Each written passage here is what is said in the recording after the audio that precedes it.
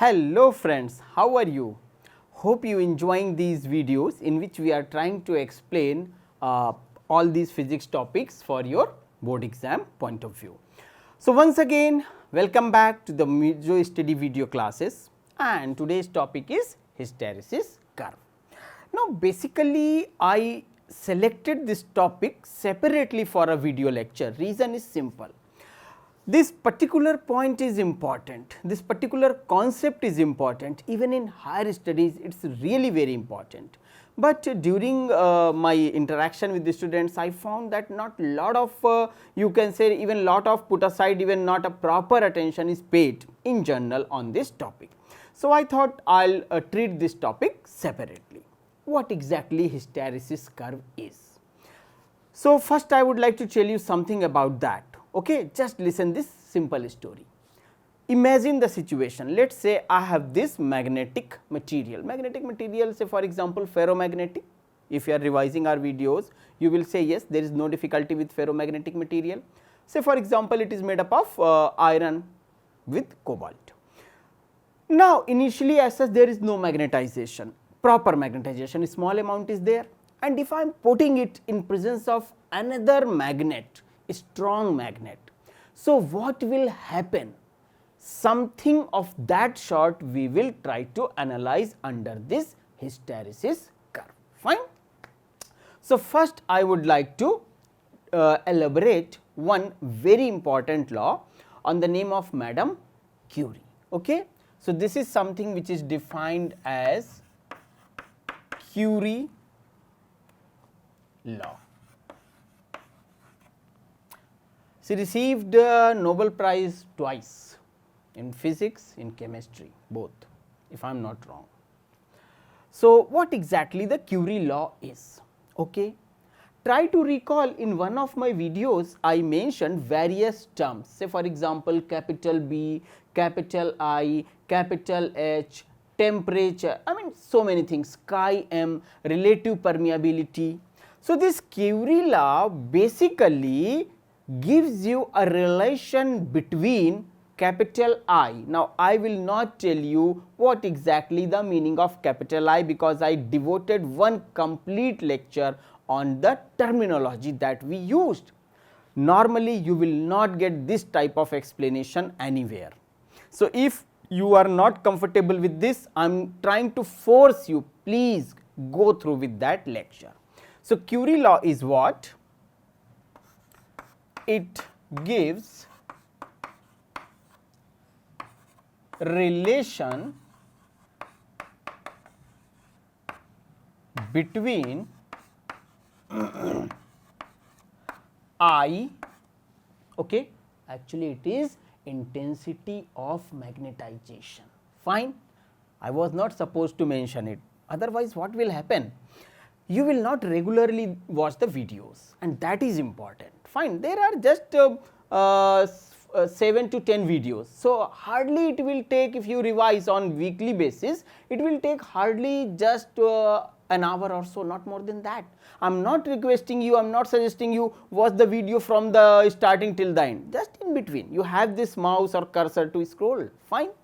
So, it gives the relation between I and B, specifically I am not mentioning any vector sign or anything, I and B with I and B and temperature, not with, and temperature T. Now, what exactly the meaning? First thing, if you try to recall, put aside diamagnetic material, try to recall para and ferro explanation, ferromagnetic, paramagnetic.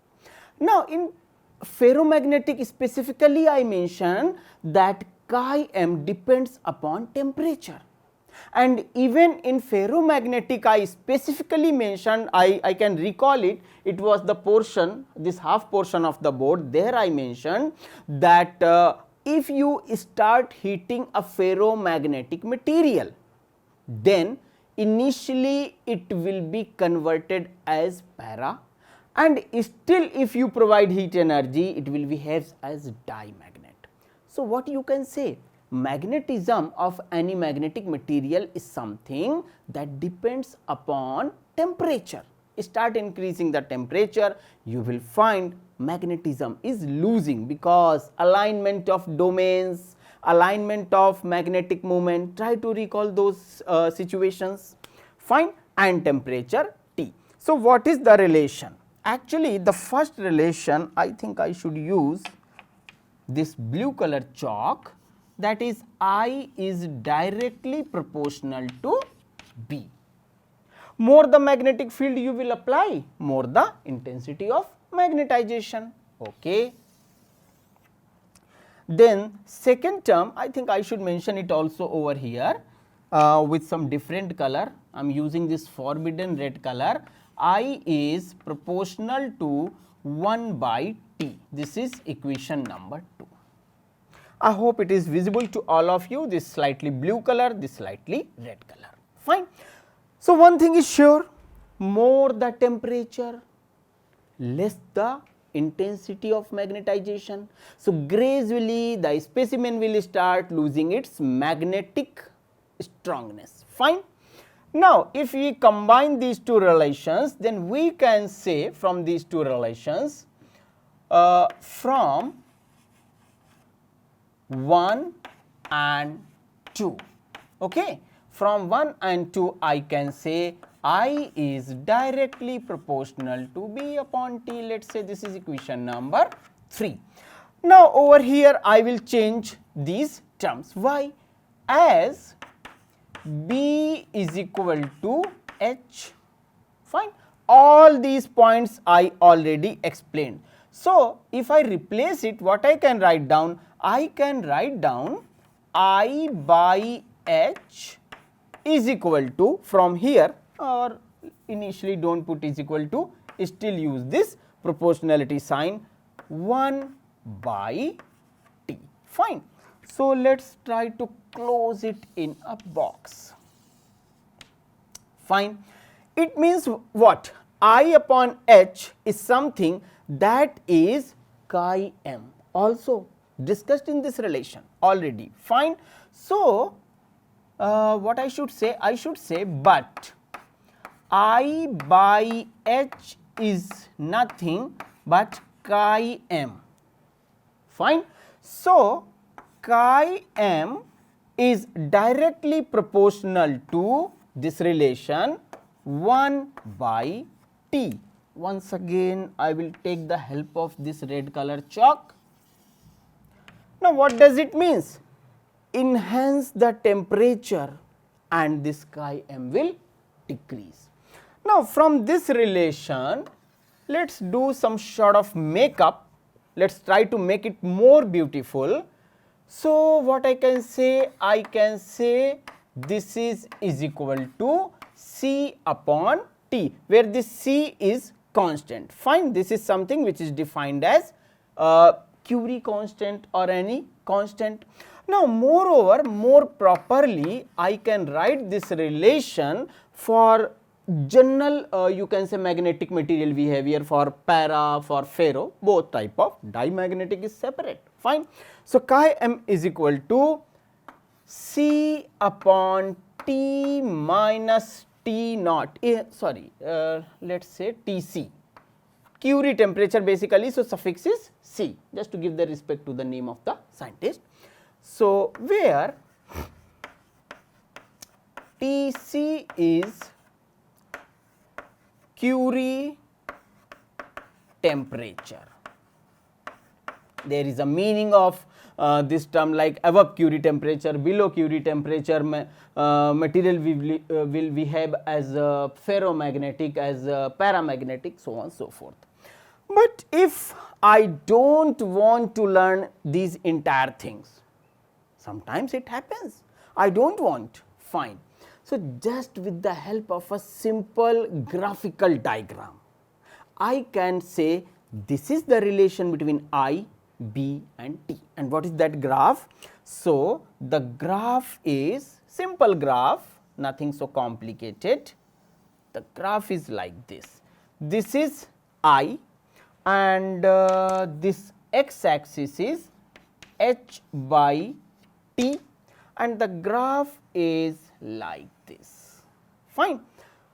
So, Curie law, sometimes they may ask it in 2 marks or even in 3 marks. Fine. So, this much explanation is simple, logical, and more important, because I devoted one complete lecture on all these small terms. So, I am sure you will not find it anyway difficult for you. Then comes our topic of hysteresis curve. Otherwise, few of we will feel the teacher mentioned the topic as hysteresis curve and explaining blah blah what not, but you do not know the importance of this Curie law. Fine. In case of magnetic material, actually the name Curie, West and Rutherford, these 2-3 scientists are associated with the alpha, beta, gamma particles emission. Even in some books it is mentioned that she suffered with cancer just because of the exposure to alpha, beta, gamma rays. So, scientists are like that only.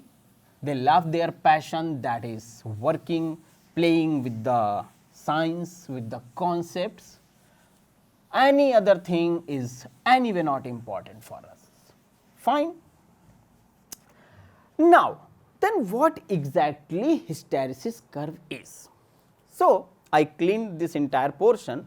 Actually, this is a curve that gives you a relation between this intensity of magnetization and you can say B or H. Fine. So, first I would like to draw this curve. So, that curve is, it somehow looks like a leaf of a tree. Okay. So, here on the x axis it is H and here it is B. It is in Tesla units. Fine. It is in Tesla, while it is in ampere upon meter. Units you know, dimensional formula you know, I mentioned already. So, first what should be the process of drawing the figure? First you should draw a curve like this. Your entire artistic approach will be checked over here. Then try to create a leaf like this. Okay. Slightly difficult, but I am trying like this.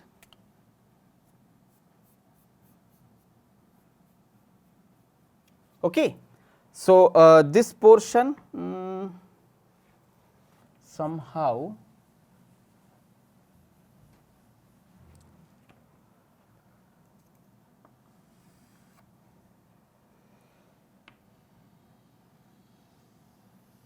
like this type of leaf.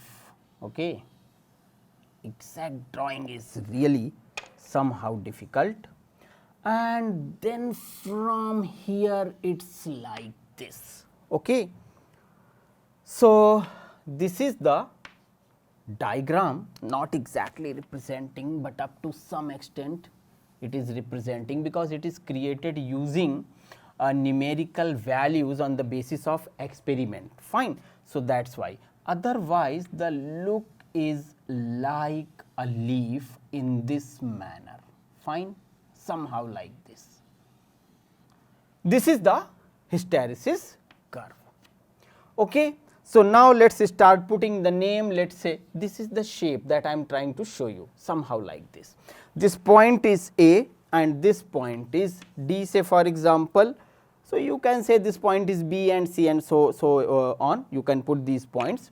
Now, what exactly this curve is representing? This curve is representing, as you can clearly see, a relation between B and H. And what is the name of B and H? What is the meaning of B and H? What is the relation between B and H? I will not tell, because already it is with you in one of my videos. Fine.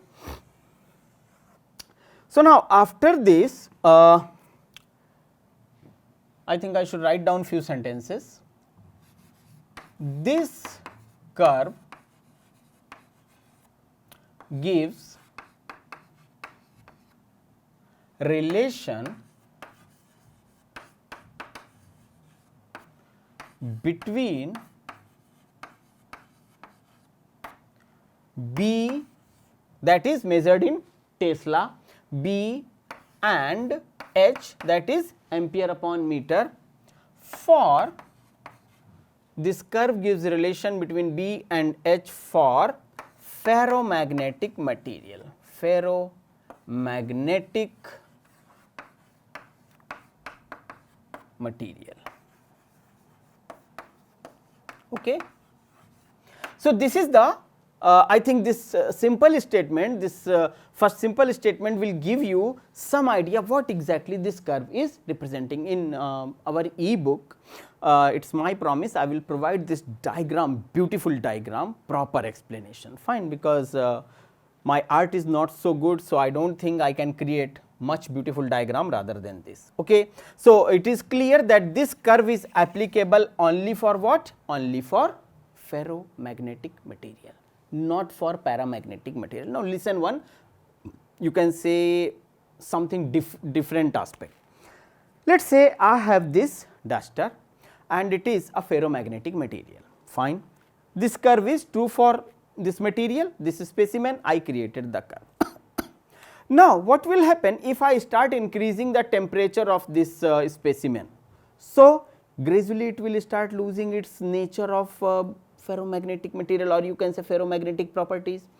Moment it will start converging, behaving as paramagnet, this curve is not applicable, because this entire thing is going to be useless. Now, how you can understand this particular situation? Listen first, then I will tell you how you can draw. First, take the specimen of a ferromagnetic material. This is the step by step process I am telling you how you can draw it. First, take a ferromagnetic material, fine. Then take a solenoid. I do not have that device which normally I used to show you, but if you watch my videos of electromagnetic induction, there I used a device to show you exactly what a solenoid is. I use this cylinder, hollow cardboard cylinder with wires and like that. Then place this specimen inside that solenoid, fine. Start increasing the current in the solenoid. So, what will happen? Magnetic field will set up inside the solenoid, and this magnetic field will start magnetizing the domains of this ferromagnetic material in the direction of applied magnetic field. So beautiful, fine. Then do reverse process, start decreasing the current. So what will happen? V will start decreasing, so B will start decreasing, so direction is going to oppose according to electromagnetic induction phenomena. So that is demagnetization. So here it is magnetization and then demagnetization. So both these things, fine. And on the basis of magnetization, demagnetization behavior or of any ferromagnetic material, we can decide whether it is a soft magnetic material or a hard this magnetic material, in which case it can be used, fine. So all these things. Say for example, consider the case of ports. You know, in ports, heavy ships they carry enormous amount of load on them from one country to another country by means of sea transportation. So they use you can say very strong magnetic material cranes, you can say electromagnets in cranes, to pick that container, cubical metal container that normally you can notice in your cities moving on big trawlers, and then putting them on the ship. So if you want to use that crane, that electromagnetic crane, what should be the priority? The magnet should be immediately magnetized suddenly, fine. Pick the load like this, place the load on the ship, then immediately it should demagnetize. Otherwise what will happen? After putting this load, your crane is going to stuck over there. This magnet will not release the load. So you want a magnet quickly magnetized, quickly demagnetized. So it should be soft magnetic material, fine. But if any point I want a permanent magnet, then I need to use hard magnetic material. which is difficult to magnetize and difficult to demagnetize, both way. Soft magnetic material easy to magnetize and easy to demagnetize. Fine. Now, after this I will like to explain you some concepts associated with the practical aspects. Fine. Now, if you take a look once again of this diagram, you can say this portion, this portion, this portion, this portion, nothing is equal. It means what? It means magnetization or demagnetization is not taking place on the same manner for all the ferromagnetic materials. For this orange color material, something else. For this blue color material, something else. Say for example, I would like to use this space to show you one more diagram. Same this hysteresis curve, BH curve, but for soft magnetic material which is used for, you can say, quick magnetization, quick demagnetization. So, the shape is like this, very simple. Fine, very easy to draw like this. Now, what is the meaning of area under BH curve? You can say just take a relook of this this first diagram. See the area. The area is this much, and take the example over here, this area. Obviously, this area is quite smaller. So, BH curve, area under BH curve represents the energy dissipation or energy loss. How? What exactly the meaning? Wait, just listen. First, I would like to mention this simple statement, then I will explain you. That is, area under BH curve, area under BH curve represent energy dissipation. I am sure many of you will start thinking how this area under BH curve will represent energy dissipation. Okay, let us go into basic detail. What is the basic detail? I have this ferromagnetic material, first statement. Second statement, because it is ferromagnetic material, so domains are there. Previous class, I mean in previous video, one video before this, I explained this concept. So, domains are there, few domains in some direction, few in some direction, few in some direction, and so on. Now, if I will place this specimen between the poles of a external magnet south north, so what will happen? All the domains will be aligned in a specific direction. So, some work must be performed by this magnetic field for alignment. Yes. So, that work energy theorem class 11th topic. So, this work performed definitely comes out in the form of heat energy. Now, start demagnetization. Demagnetization means let us say this is now N, this is now S. The magnet this specimen is placed in between that. So, now what will happen? It will try to orient all the domains in opposite direction with the previous, again some work will be performed. So, basically it comes out in the form of internal heat energy. Now, what I mentioned about soft magnetic materials, if you listen each and every statement of my this video properly, you will understand each and every concept associated with this topic. Fine. Now, listen, second aspect. Why the area is less for soft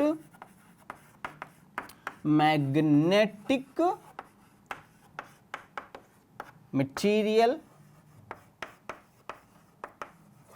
and why it is large for hard magnetic material? Reason is simple.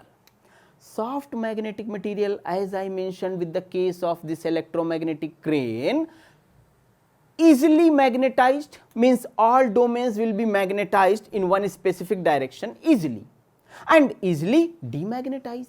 So, less amount of H quantity, B quantity required, that is why this area is small. So, for soft magnetic material what will happen? Energy losses are less, but for hard magnetic material lot of energy required.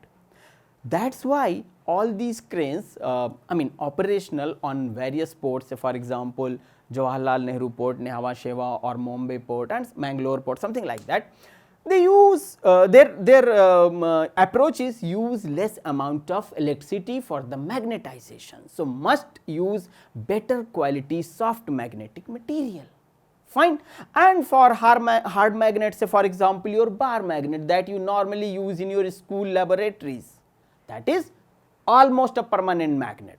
So, magnetization of such type of materials is really difficult, means more amount of energy required. Fine. So, hysteresis curve is a relation between B and H. Point number 1, it represents area under BH curve, represents energy dissipation, and next point is for soft magnetic materials, energy losses are less, and reverse is true for hard magnetic material as no. Fine. So, if we summarize these two things together, that is hysteresis curve. So, hysteresis curve is representing what? A relation between B and H, means how you can magnetize the ferromagnetic material, how you can demagnetize, how quickly you can magnetize, how quickly you can demagnetize, which one is used for soft magnetic material or electromagnet, which one can be used for hard magnetic material, say for example permanent magnets. And Curie law is something that tells you if you start increasing the temperature of the specimen of ferromagnetic material, it will start losing its ability to magnetize. Fine. So, point in this particular video are simple, but from your board exams point of view or for your school exam point of view, they are important, because in competitive exams they normally may ask, I am not saying surely, may ask something associated with the analytical approach and aspects of this curve itself. Fine. So, I think students it was more than enough for this particular topic. Fine. If you watch these 3 videos in continuity, this continuity means not simultaneously on 3 screens, but one after one. This video, before this video where I explained you all these parameters and also magnetic materials, then you can say yes, you will able to understand properly the core of this particular topic. So, with this I would like to say thanks to all of you for attending this video, but important is take care of yourself and take care of the topic by means of continuous revision. Fine.